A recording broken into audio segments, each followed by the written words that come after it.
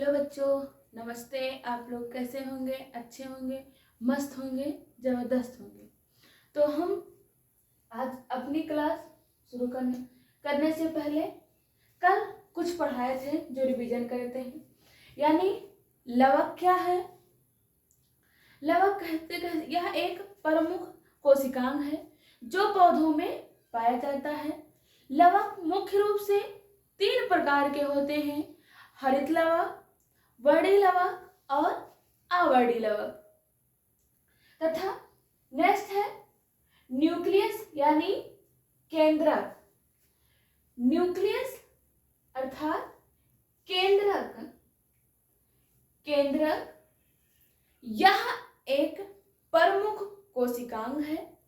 Nucleus यह एक प्रमुख कोशिकांग है जो जीवधारियों के शरीर में पाया जाता है।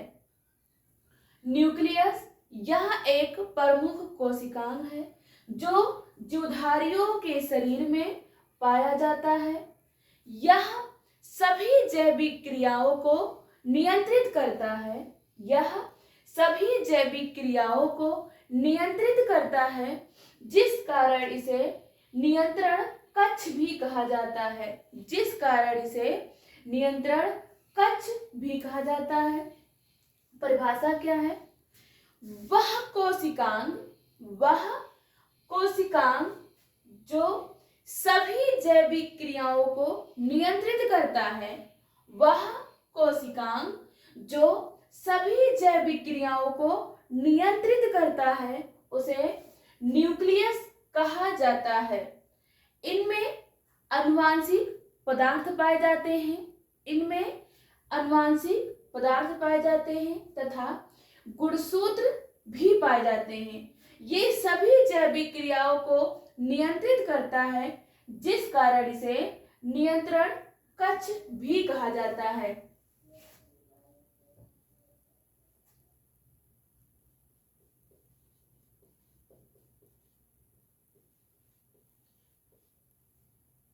इसे नियंत्रित कक्ष कहा जाता है। जैविक क्रियाओं को नियंत्रण करता है।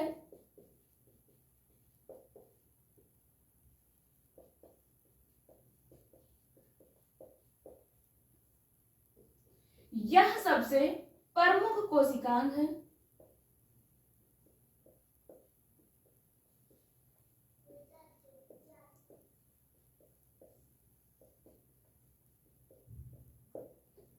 यह दोहरी आवरण द्वारा घिरा होता है। यह दोहरी आवरण द्वारा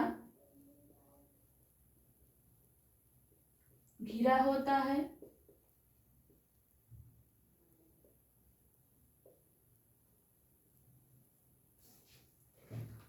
केंद्रक की खोज सर्वप्रथम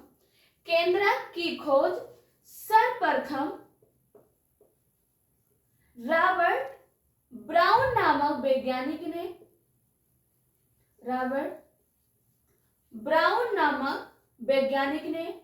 1831 में किया था।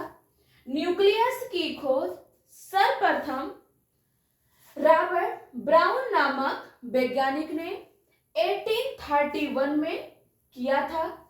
इन्होंने ऑस्ट्रिच के पौधों के जड़ों में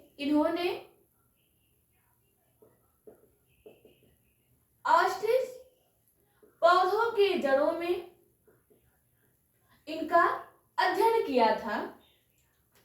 न्यूक्लियस की खोज रॉबर्ट ब्राउन नामक वैज्ञानिक ने 1831 में किया था। इन्होंने ऑस्ट्रिच पौधों के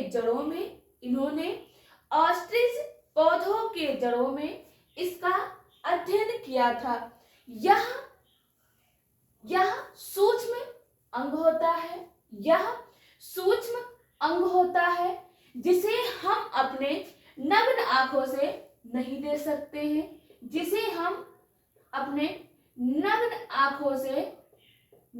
सकते हैं।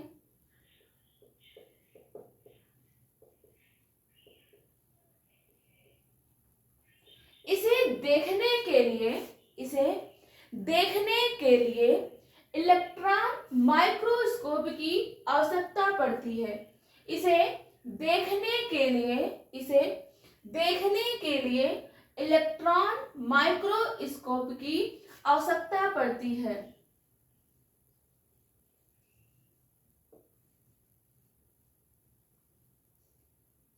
इलेक्ट्रॉन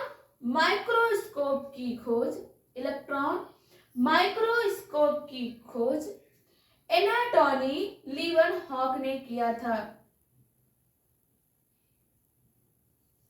इलेक्ट्रॉन सूक्ष्मदर्शी की खोज एनाटॉनी लीवनहॉक ने किया था। अब बात आता है कि न्यूक्लियस की संरचना। न्यूक्लियस दोहरी आवरण द्वारा घिरा होता है।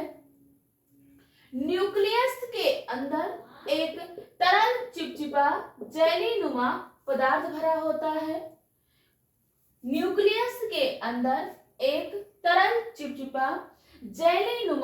पदार्थ भरा होता है। जिसे न्यूक्लियोप्लाज्म यानी केंद्रक द्रव्य कहा जाता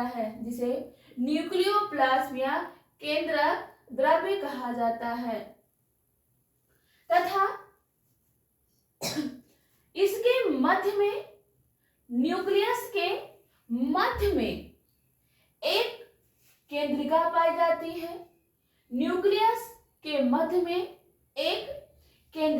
जाती है।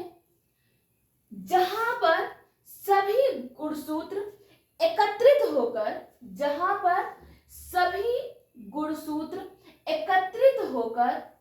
एक जाल जैसी संरचना बनाती हैं, जिसे क्रोमेटिन कहा जाता है। केंद्रक के मध्य में एक केंद्रिका पाई जाती है, जहां पर सभी गुणसूत्र एकत्रित होकर एक जाल जैसी संरचना बनाते हैं, जिसे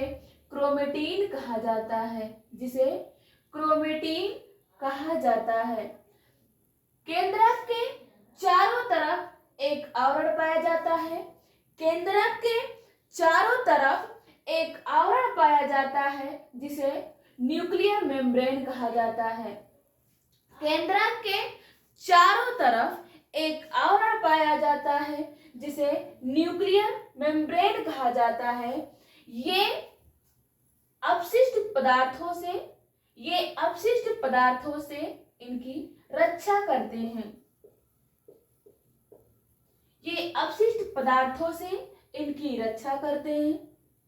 तथा केंद्रिका में एक न्यूक्लियर पोर पाया जाता है, जो पदार्थों का आवागमन करते हैं। केंद्रक में एक छिद्र पाया जाता है, जिसे न्यूक्लियर पोर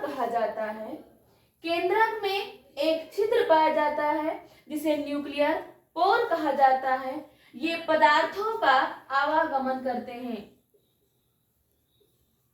पदार्थों का आवागमन करते हैं। इनमें गुणसूत्र तथा डीएनए उपस्थित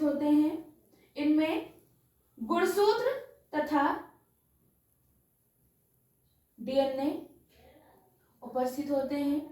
गुणसूत्र डीएनए को ही आनुवांशिक पदार्थ कहा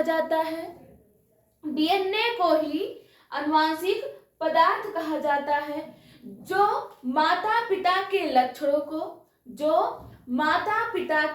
लक्षणों को एक पीढ़ी से दूसरी पीढ़ी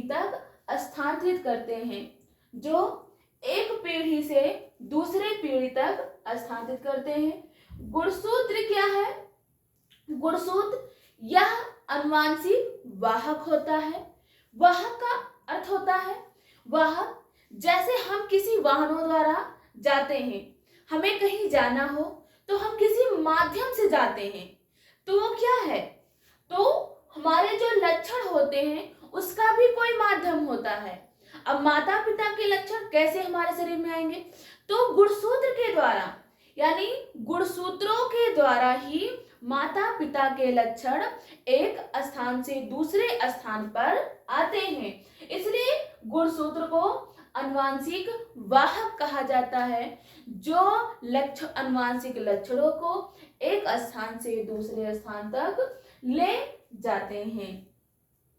यह सभी जैविक क्रियाओं को नियंत्रित करता है, जिस कारण इसे नियंत्रण कक्ष भी कहा जाता है। जिस कारण इसे नियंत्रण कक्ष भी कहा जाता है।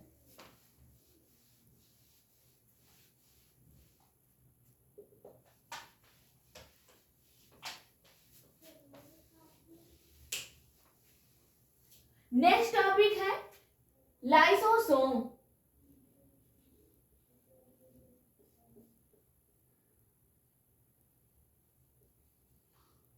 यानी लयनकार।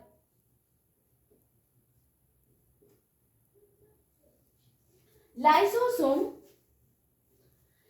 लाइसोसोम दो शब्दों से मिलकर बना होता है। लाइसोसोम दो शब्दों से मिलकर बना होता है, लाइसो तथा सोम।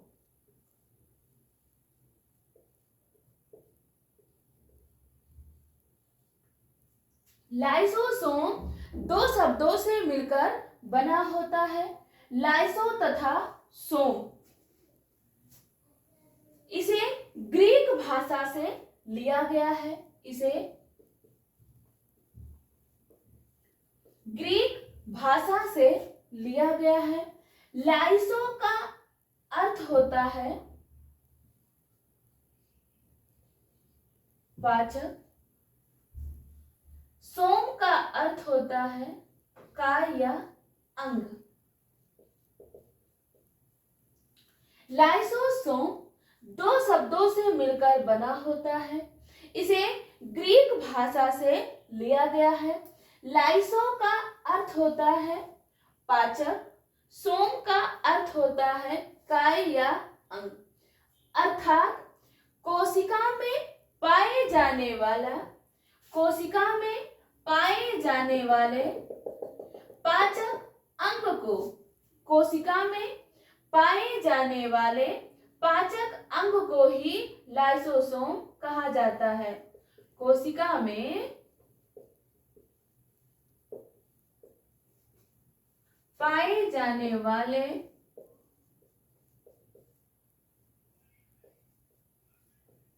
पाचक अंग को ही लैन काय कहा जाता है। यह हमारे शरीर की, ये हमारे शरीर की अपशिष्ट पदार्थों से रक्षा करते हैं तथा खराब या हानिकारक पदार्थों को बाहर निकालते हैं। ये हमारे शरीर में अपशिष्ट पदार्थों से रक्षा करते हैं। ये हमारे शरीर में अपशिष्ट पदार्थों से रक्षा करते हैं और हानिकारक पदार्थों को शरीर से बाहर निकालते हैं। ये हानिकारक पदार्थों को शरीर से बाहर निकालते हैं। ये अपशिष्ट पदार्थों से रक्षा करते हैं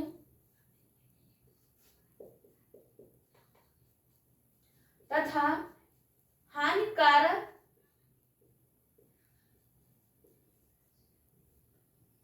पदार्थों को शरीर से बाहर करते हैं। लाइसोसोम की खोज सर्वप्रथम, लाइसोसोम की खोज सर्वप्रथम CD डुबे ने लाइसोसोम की खोज सर्वप्रथम सीडी डुबे नामक वैज्ञानिक ने किया था। लाइसोसोम की खोज सर्वप्रथम सीडी डुबे नामक वैज्ञानिक ने किया था। इनमें जल अपघटनी एंजाइम भरे होते हैं। इनमें जल अपघटनी एंजाइम भरे होते हैं।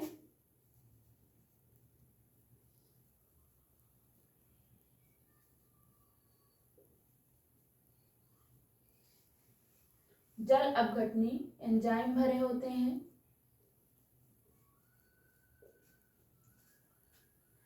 जल अपघटनी एंजाइम ये वे एंजाइम होते हैं जो हमारे शरीर को क्षति पहुंचाते हैं। क्षति कैसे पहुंचाएंगे? अगर लाइसोसोम की जो थैलियां होती हैं किसी कारणवश वह फट जाती हैं, लाइसोसोम की जो थैलियां होती हैं अगर किसी कारणवश वह फट जाती हैं तो हमारी कोशिकाओं की मृत्यु हो जाती है। जल अपघटनी लाइसोसोम में जल अपघटनी एंजाइम भरे होते हैं जिसे ये अगर किसी कारणवश या फट जाते हैं, किसी कारणवश या फट जाते हैं तो कोशिकाओं की मृत्यु हो जाती है। तो कोशिकाओं की मृत्यु हो जाती है जिस कारण इसे आत्मघाती थैली कहा जाता है। जिस कारण इसे आत्मघाती थैली कहा जाता है। लाइसोसोम दो शब्दों से मिलकर बना होता है। इसे ग्रीक भाषा से लिया गया है।